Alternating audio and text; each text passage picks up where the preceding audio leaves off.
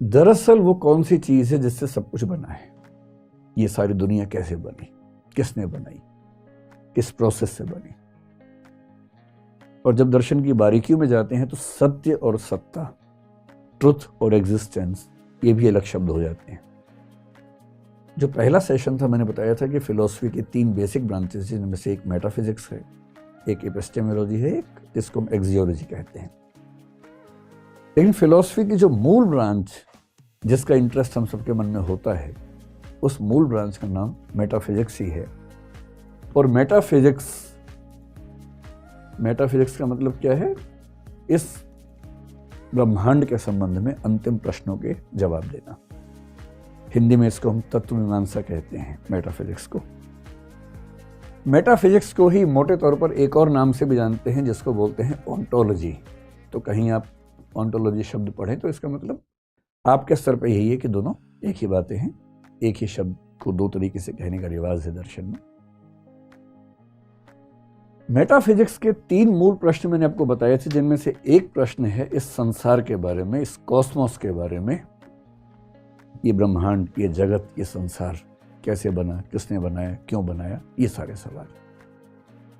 दूसरा सवाल जो आपको ज्यादा इंटरेस्ट क्रिएट करेगा वो है आत्मा के बारे में, सोल, कॉन्शियसनेस बेसिकली। और तीसरा सवाल है ईश्वर के बारे में, जिसको बोलते हैं गॉड। कॉस्मोस से जुड़े प्रश्नों को कॉस्मोलॉजी बोल देते हैं, सृष्टि मीमांसा। जो आत्मा से जुड़े प्रश्न हैं उनको साइकोलॉजी बोलते हैं, दर्शन में मनोविज्ञान। और जो ईश्वर से जुड़े प्रश्न हैं उनको थियोलॉजी या ईश्वर मीमांसा कह देते हैं। इन पर तो हम बाद में बात करेंगे। आज इन तीनों को एकदम लेके बेसिक लेवल पर इसका जो फंडामेंटल क्वेश्चन है उस पर बात करेंगे। आपके चेहरे से ऐसा लग रहा है कि आज आपको अंतिम रहस्य समझ में आने वाले हैं। कुछ समझ में नहीं आने वाले, मैं आपको पहले भी स्पष्ट कर रहा हूँ। ये मदारी वाला मामला नहीं है, ना बाबाओं वाला मामला है। हम झूठ नहीं बोलेंगे, हम सिर्फ ये बताएंगे कि लोगों ने क्या क्या सोचा। और सच ये है कि अंतिम सत्य किसी को नहीं पता है। सबके अपने अपने रास्ते हैं, अफवाहें हैं, अपनी अपनी राय है, ओपिनियंस है। हमें तो बस ये पता होना चाहिए कि ओपिनियंस क्या क्या हैं। और हमें सब पता होगा तो कोई हमें गलत नहीं बता पाएगा, हम उससे सवाल पूछ पाएंगे। पढ़ाई का असली उद्देश्य पता है क्या? कि आप किसी से भी अच्छे सवाल पूछ पाते हैं। उसके बाद कोई आपको 4 बातें बताए तो आप 2 सवाल पूछ के पोल खोल सकते हैं। असली उद्देश्य ये भी तो है कि हमें कोई ऐसे थोड़ा बहका देगा, पता होना चाहिए। तो शुरुआत इस बात से कि अंतिम सत्य क्या है, अंतिम सत्ता क्या है। अब देखिए, क्राइसिस क्या है? ये प्रश्न किसके मन में आया? आज की बात अगर मैं करूं तो आपने भूगोल स्कूल में पढ़ा होगा, ज्योग्राफी पढ़ी होगी, साइंस पढ़ी होगी। और जब कोई मुझसे कहता है ना कि मुझे बहुत कॉन्फिडेंस अपने ऊपर हो गया, जब कोई मुझे मिलता है बच्चा कि मैं ये कर दूंगा, मैं वो कर दूंगा, तो मैं उससे बोलता हूँ कि बेटा भूगोल का पहला अध्याय पढ़ लो एक बार। और ज्योग्राफी का चैप्टर 1 पढ़ने के बाद कॉन्फिडेंस कम हो जाता है। कम होना भी चाहिए, जरूरत से ज्यादा कॉन्फिडेंस ठीक भी तो नहीं है ना। और उस अध्याय को पढ़ के क्या पता लगता है? पता लगता है कि इस ब्रह्मांड में असंख्य आकाशगंगाएं हैं, गैलेक्सीज हैं। उन असंख्य गैलेक्सीज में से एक गैलेक्सी जिसका नाम मिल्की वे है, वो हमारी गैलेक्सी है। उस एक गैलेक्सी में असंख्य तारे हैं, स्टार्स हैं, बहुत सारे। उन तारों में से एक छोटा तारा जिसका नाम सूर्य है, सन है, वो हमारा पड़ोसी है। पड़ोसी मतलब 15 करोड़ वर्ष, मतलब ये किलोमीटर की दूरी पर लगभग। उस सूर्य के साथ जो ज्ञात ग्रह हैं वो 9 के आसपास हैं, उस पर डिबेट चलती रहती है। उन 9 ग्रहों में से एक ग्रह पृथ्वी है। उस पृथ्वी पर 1 ट्रिलियन के आसपास स्पीशीज हैं, 1 लाख करोड़ स्पीशीज हैं। उन स्पीशीज में से एक स्पीशीज होमो सेपियंस सेपियंस है। इस दुनिया में आज के समय में 800 करोड़ होमो सेपियंस सेपियंस जिंदा हैं। उनमें से एक मैं हूं।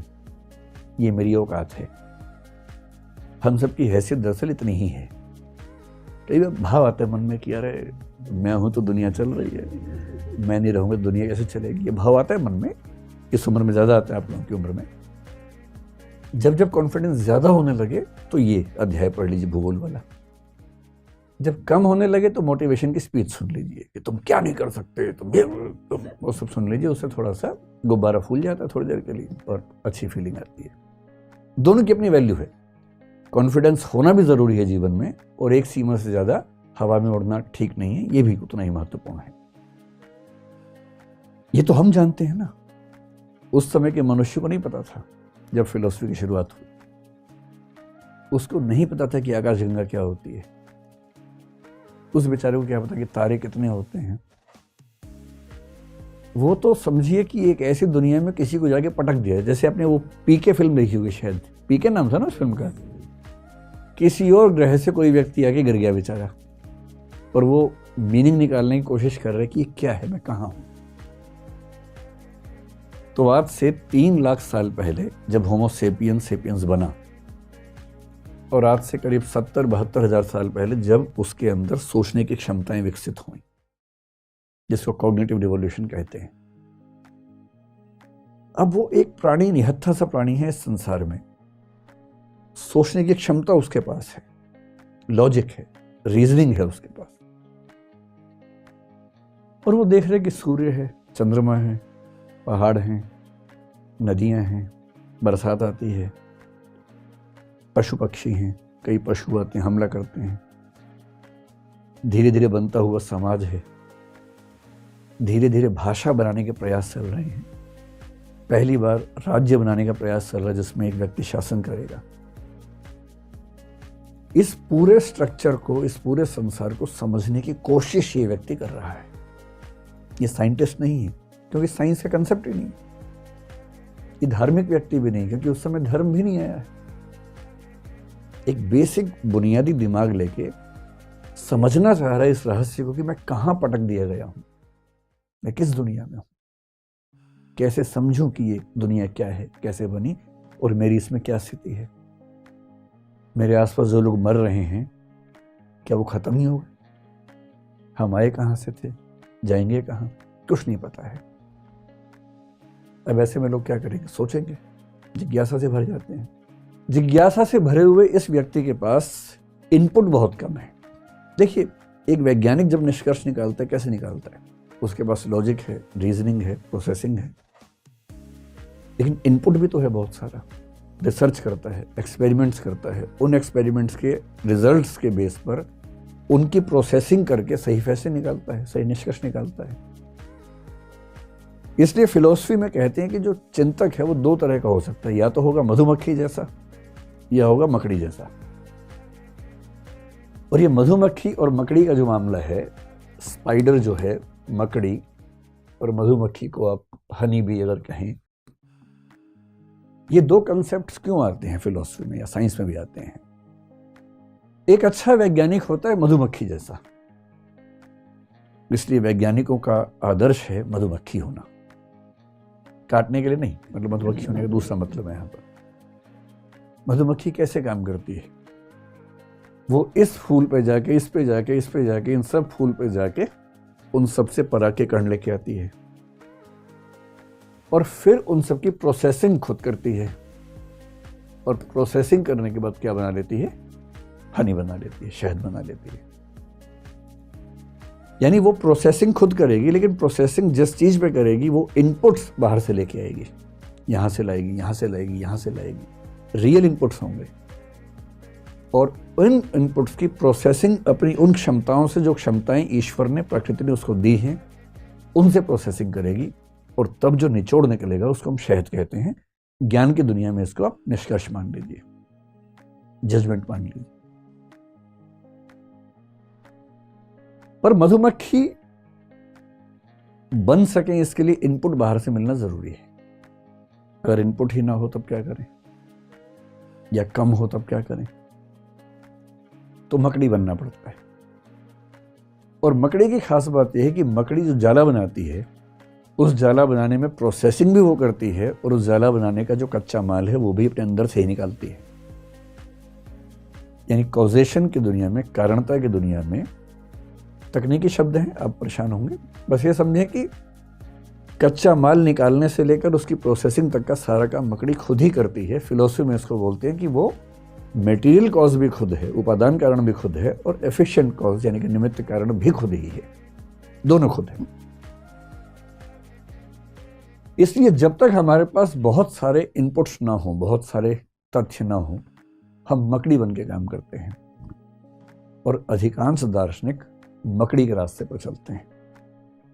वो अपने अंदर से कल्पनाएं करते हैं, उन कल्पनाओं को अपनी रीजनिंग पावर से जस्टिफाई करते हैं, प्रोसेसिंग करते हैं, डाउट्स निकालते हैं, ठीक करते हैं।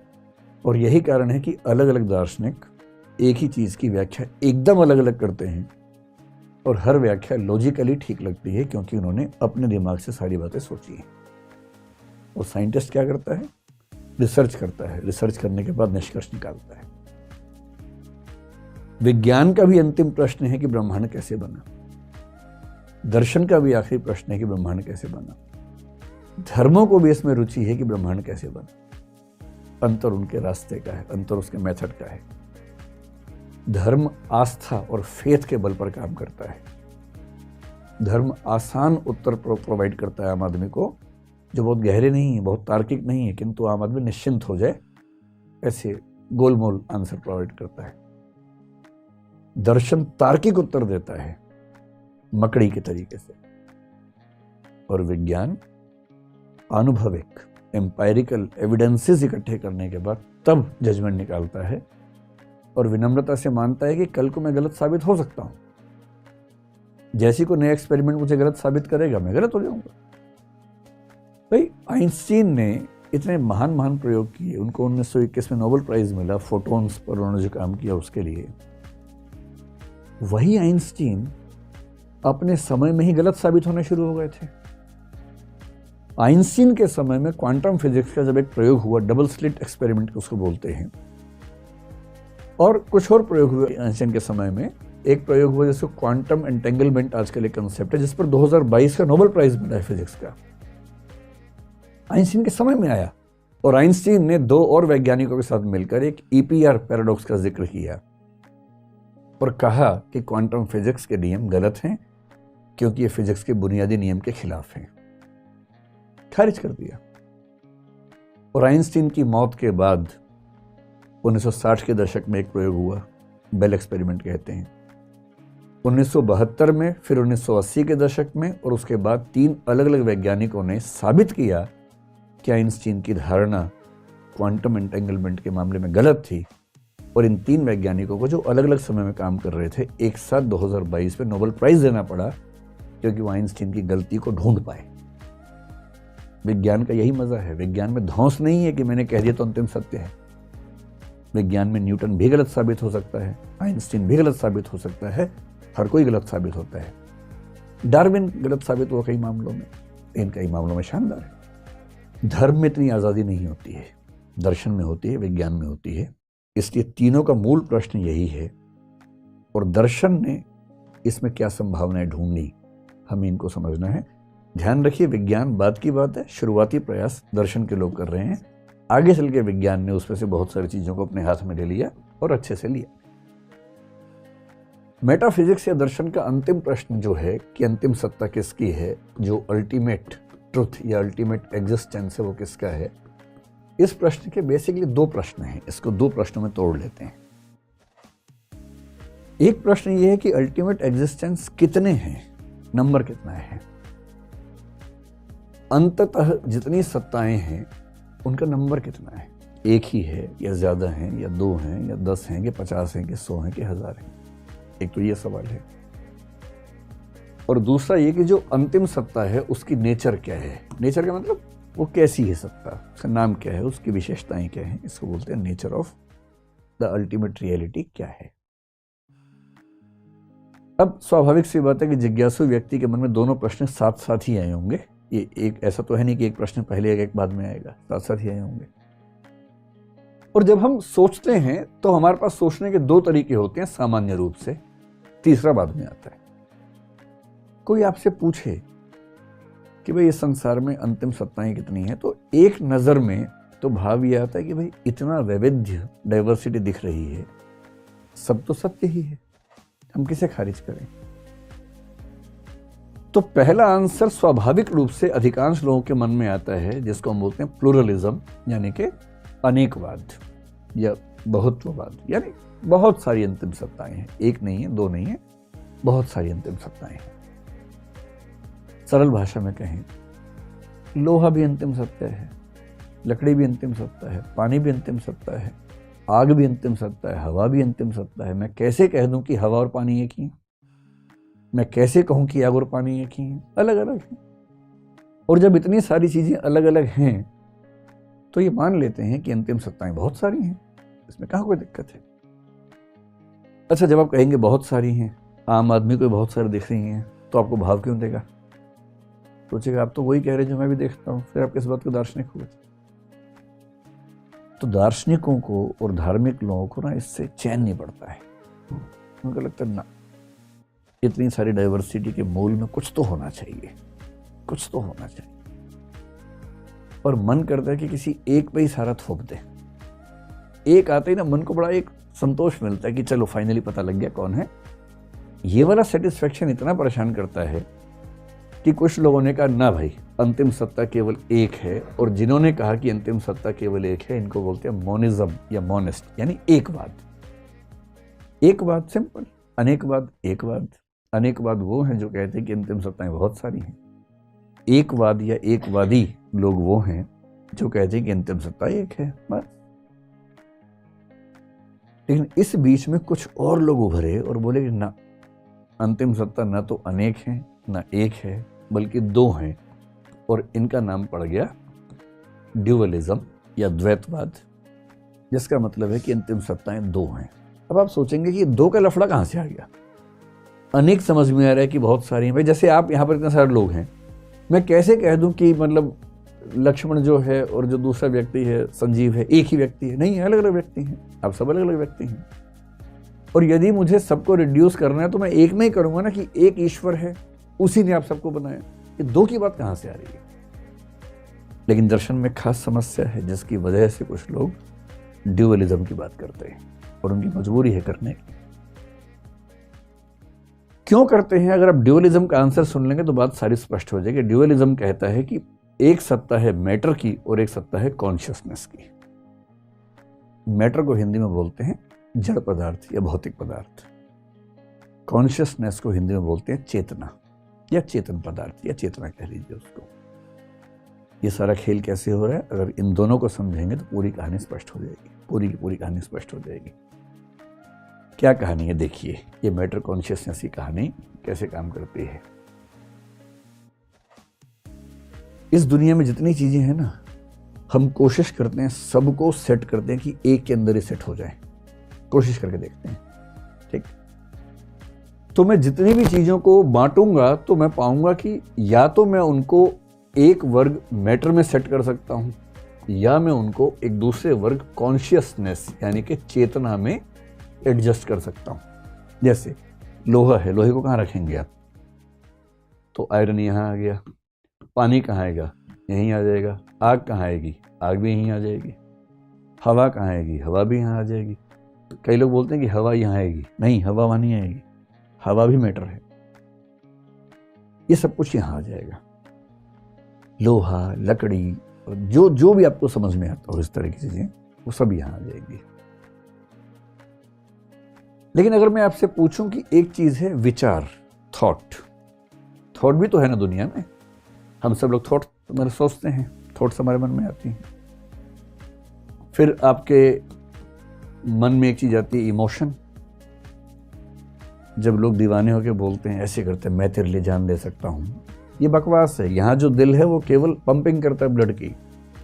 जब बहुत ज़्यादा इमोशन है तो सिर के दाईं तरफ हाथ रख के बोल रहे हैं मैं तेरे लिए जान दे सकता हूँ, क्योंकि राइट हेमिस्फीयर ऑफ माइंड में इमोशंस आते हैं। इमोशंस यहाँ नहीं आते हैं, ये कल्पनाएं हैं। इमोशंस यहाँ आते हैं, राइट साइड में आते हैं। तो अगली बार जब किसी को अंगूठी उंगूठी पहनाओ तो ऐसे करके बोलना कि मैं तेरे लिए मैं तेरे लिए जान दे सकता हूँ, राइट साइड में। लेफ्ट में लॉजिक होता है ज़्यादा, राइट में इमोशन ज़्यादा काम करते हैं। तो जब आपके दिमाग में विचार ज़्यादा हैं तो आपके दिमाग का लेफ्ट वाला हिस्सा ज़्यादा एक्टिव है। जब इमोशन ज़्यादा है तो दिमाग का राइट हिस्सा एक्टिव है। और ये तो बिल्कुल एक्टिव, मतलब ये तो हमेशा एक्टिव रहता है। इसका काम तो ब्लड की पंपिंग करना, ब्लड की सफाई करना है। ये ब्लड सफाई नहीं करेगा तो मर जाएंगे 2 मिनट के अंदर। तो करता ही रहेगा। इससे कोई लिंक आपके इमोशंस का नहीं है। लेकिन अफवाह फैली हुई है, लोग कविताएं लिख रहे हैं दिल पे, लेकिन दरअसल दिल की कोई भूमिका इमोशंस में है नहीं। थॉट्स हैं, इमोशंस हैं, इसके अलावा कभी कभी आपकी विल पावर भी काम करती है कि मैं आज तो सिगरेट छोड़ ही दूंगा, मुझे कसम है मेरी मैया की अगर मैंने सिगरेट पी तो। और विल पावर से आदमी कई बार छोड़ भी देता है कुछ चीज़ें, या कुछ चीज़ें शुरू करता है। कल से सुबह 5 बजे उठ के प्राणायाम करना ही करना है, और मान लीजिए सच में कर लिया तो विल पावर है इसका मतलब। नहीं कर पाए तो विल पावर की कमी है। ये विल पावर क्या चीज़ है? ये विल पावर भी तो कॉन्शियस वाली चीज़ है ना। थिंकिंग का मामला हो, इमोशंस का मामला हो, विल पावर का मामला हो, इन्हीं से जुड़ी बहुत सारी और भी चीज़ें हैं। कोई राय है आपकी, ओपिनियन है। ये ओपिनियन क्या चीज़ है? आपका कोई बिलीफ है, विश्वास है आपको, यहाँ तक कि अंधविश्वास मान लीजिए, सुपरस्टिशन है, वो क्या है?